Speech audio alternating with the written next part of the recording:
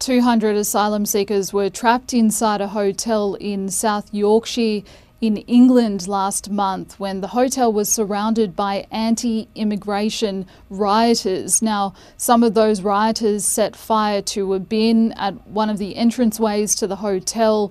They also turned violent, and some police who were trying to contain the violent mob were injured.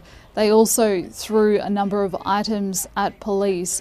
One of those rioters, 27-year-old Thomas Burley, was arrested and charged, and he has now pled guilty to several of those charges and has been sentenced to 9 years in jail. And he is one of around 250 people that have been jailed since a number of anti-immigration riots that lasted several days in the UK last month. Now, those riots came after 3 young girls were killed in the northern English town of Southport, and the riots came after misinformation was spread on social media about who was responsible for the deaths of those 3 girls.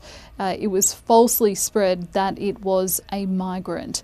Now, Burley's sentencing of 9 years in jail is the longest sentencing so far that is connected to these riots. Here's what the judge, Jeremy Richardson, had to say. Your conduct and the conduct of that mob has cast a dark and ugly stain across the reputation of Rotherham and South Yorkshire.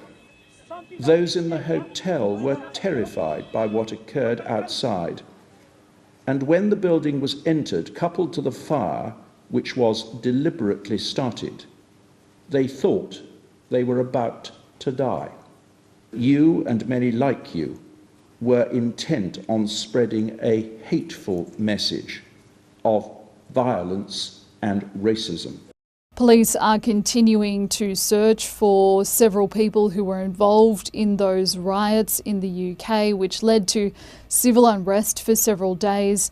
They say that they will be bringing further charges and more people will be fronting the courts.